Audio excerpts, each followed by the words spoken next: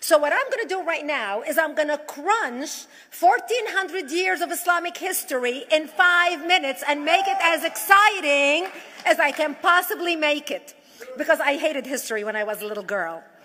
At this age, I appreciate history.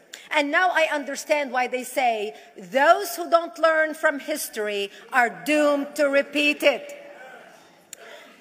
In order for you to understand why Western civilization is very different than the Islamic world, you need to understand the history of Islam. When Prophet Muhammad supposedly revealed his revelation from the angel Gabriel that he is supposed to be the last of the prophets in the early 600s, he started preaching in his own city, Mecca. He tried to recruit friends and followers to be able to spread his religion. And he tried for 12 years and failed. And after 12 years, he was only able to recruit his immediate family and friends. So he decided, if I go to Medina, which was the Jewish hub of Arabia, the business hub where the Jews lived, if I go there and preach my religion to them, if they accept me, that will buy me respect and stature between my own people, and they will accept me. So Prophet Muhammad started borrowing a lot from the Old Testament to make his religion more palpable to the Jews, to make it a lot similar. This is why you see a lot of similarities between Judaism and Islam. For example, Jews don't eat pigs, Muslims don't eat pigs. Jews pray a few times a day, Muslims pray a few times a day. Jews fast on Yom Kippur, Muslims fast on Ramadan.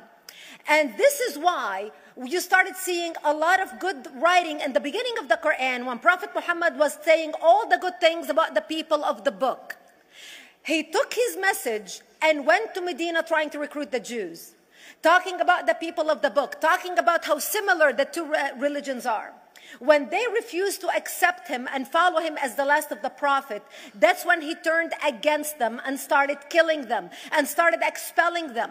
That's when Islam went from a spiritual movement for the first 12 years of Islam into a political movement cloaked in religion after the year of the Hijrah, after Muhammad went to Medina and the Jews did not accept him. He became a military warrior and declared war on them and started expelling them. Jews and Christians became dhimmi, or second-class citizens. They were only allowed to stay alive and not be killed only by paying the jizya or the protection tax. So they had a choice: convert to Islam, or if you want to stay alive, you have to pay the jizya or protection tax, living as dhimmi in the Islamic nation. Christians and Jews could not ring church bells. Jews could not blow the shofar. Christians could not ring church bells. They could not pray publicly. Christians and Jews could not gather together and build new churches or new temples.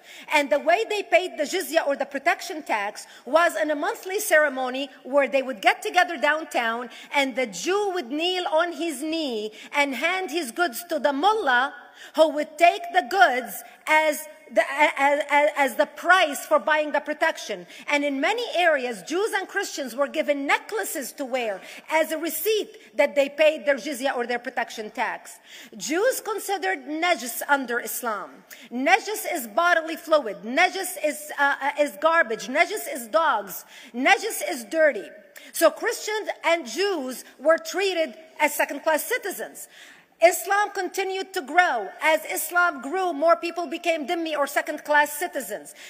Jews and Christians were given identifiable clothing. The yellow star, which was given to the Jews that most people think is a German invention. It was actually an Islamic invention in the 9th century in Iraq by the second Khalif, Khalif al-Mutawakkil of Iraq, who invented the yellow star for the Jews to be identified as they walked down the street. Because Jews were considered najis, if a Muslim man or a Jew walked on the same side of the street, the Jew had to cross the other side so the Muslim man can walk, so he's not dirtied by the filth of the Jew. Christians were given the zunnar, the belt, which most of you men are wearing right now. That was an Islamic invention for the Christians. Islam continued to grow. They went all the way to Jerusalem. They conquered Jerusalem. Christians couldn't ring their church bells in Jerusalem. The Pope in Rome in 1090 told the Christians, how could you sit idly by and allow your brethren to suffer like this in the Holy Land? You need to go liberate the Christians. You need to go help the Christians. That's why the Crusaders were launched. The Crusaders were not launched because they just felt like waking up in the morning and going and converting a bunch of Muslims or beheading them. The Crusaders were launched to liberate Jerusalem. And they were able to liberate Jerusalem for less than 100 years before Salah ad-Din al-Ayyubi, Saladin, took it back, and Jerusalem remained under Islamic control until 1967, when the State of Israel liberated Jerusalem, where Christians, Jews, and Muslims could pray under the same sky.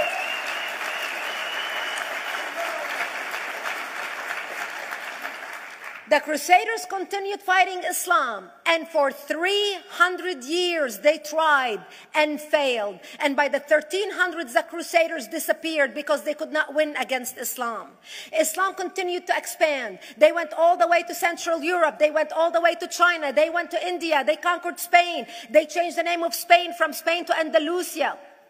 And they started, as they advanced, as they conquered more nations, more people paid the jizya, or the protection tax. And this is how the Islamic Empire grew. It went all the way until they was stopped at the gates of Vienna on 9/11. 9/11 is not a date that Osama bin Laden just picked out of a hat. 9/11 is a symbolic date in the Islamic calendar.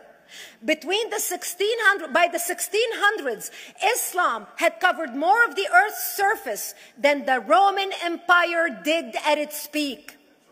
Between the 1600s and the 1800s, the Europeans were experiencing the European Industrial Revolution, where the Europeans were able to invent products on factory lines, where they are able to make money and sell products, which gave them the money to build a strong army in order to fight the Muslims. And that's how they were able to stop them at the gates of Vienna on 9/11. The Europeans started the pushback against Islam. They pushed them out of Europe. They pushed them out of all the way to the Middle East and North Africa. By 1924, the Islamic Empire ended. In 1924, the Islamic Caliphate ended in Turkey by President Ataturk, who was a secularist. He ended the Islamic Empire, and he gave women rights to vote. He gave women a right to an education, a right to work, a right to choose a husband. He forbid women from wearing the hijab. He forbid men from wearing the beard. The Muslims hate him so much that they consider him a Jewish agent, because they believe that his mother and her bloodline was Jewish, and that was the influence on Ataturk. By the time the Islamic Empire, or the Islamic Caliphate, or the Islamic State ended in 1924, the Islamic Caliphate had existed for 1400 years, and it ended less than 100 years ago.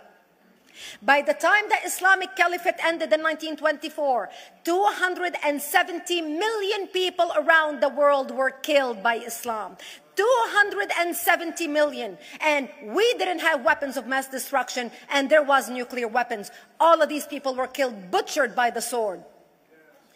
The people in the world, less than 100 years ago, how many people knew this history? Please raise your hand. We in America have failed to educate our children about history. We in America failed to educate our population about history. Our children in high school, you take any 17, 16-year-old kid, 18-year-old kid, and ask them about World War II. They can't even tell you what happened in World War II. For them, it's ancient history, and we still have our World War II veteran walking among us. That's how little we know of history. Islam ended in 1924, the Caliphate. People thought the Caliphate will never be resurrected. The Caliphate will never come back. But two things happened in the Middle East in the last century that made the Islamists be able to resurrect the Caliphate. Number one is the discovery of oil in Saudi Arabia, which we were able to discover and were stupid enough to allow them to nationalize it. And the number two that happened was Ayatollah Khomeini coming to power in 1979. That gave the Islamists the money and also the spiritual covering in order to explode on the world stage. And people say, oh, well, the Wahhabis exported their Wahhabi radical religion. The Wahhabis are the name of Wahhab. They're not a different sect of Islam. They follow the authentic preaching of Prophet Muhammad, the way Prophet Muhammad lived and practiced his religion. This is why neither you or me or any infidel can step a foot in Mecca, because as far as they're concerned, we are filth. And as infidels, we're not allowed to step a foot, not President Obama and not anybody else. As a matter of fact, Al-Qaeda used to use Saudi Arabia and its success as an excuse to recruit members, as the example to show them how Allah has blessed Saudi Arabia because of the way they adhered to the tenets of Islam. And today we talk about ISIS. ISIS is not a new invention. ISIS resurrected the caliphate that ended less than 100 years ago. Except we are too ignorant and too uninformed to understand what ISIS is doing and why ISIS is succeeding.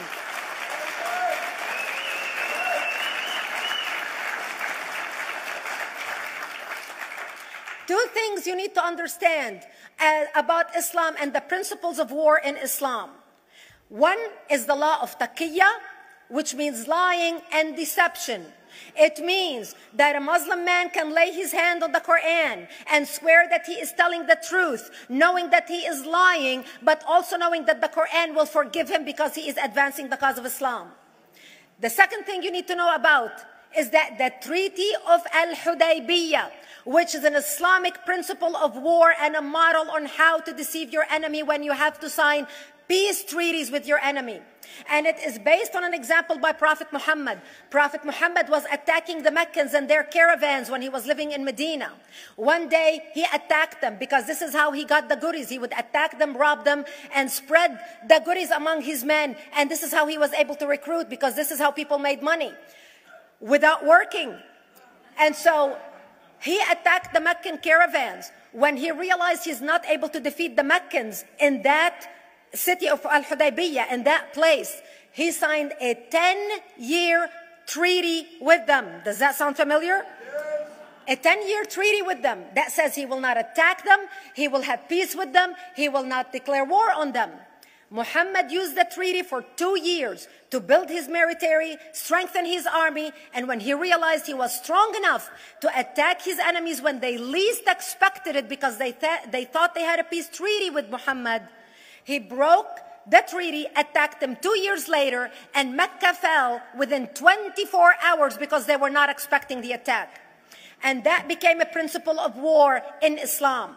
And to give you an example of how that is practiced, this is why anything signed with Iran means nothing to them. And to give you an example of how this law has been put to use in recent history, Yasser Arafat, who's not an Islamist, but he is a Muslim, met with the Israelis and signed the Oslo Accord in 1993. Remember all the handshaking at the lawn of the White House? The Oslo Accord, Yasser Arafat used the peace treaty, the Oslo Accord with Israel, to get Israel to bring him back and give him his territory, finance his military, train his police, and give his police the weapons. Yasser Arafat broke the Oslo Accord 8 years later, didn't even wait 10 years, and declared the second intifada in 2000, and all hell broke loose. He used the same treaty to win and deceive against his enemies and deceive his enemies. When Jordanian press, after Yasser Arafat signed the Oslo Accord with Israel, and Egyptian press would interview Yasser Arafat, and they would say, how could you sign a peace treaty with the devil? How could you sign a peace treaty with the Jews? Yasser Arafat will tell them, remember Hudaybiyah. That's all he would have to say. The whole Muslim world knew exactly what Yasser Arafat was talking about. We in the West and the Jews in Israel, it was over their heads. Nobody understood what Hudaybiyah was referring to. And this is the type of deception that we are dealing with. So when Iran signs a peace treaty with the United States for 10 years, they are using us as useful idiots, as gullible, ignorant people who are signing a peace treaty with the devil in order for Iran to continue her thing. Thank you.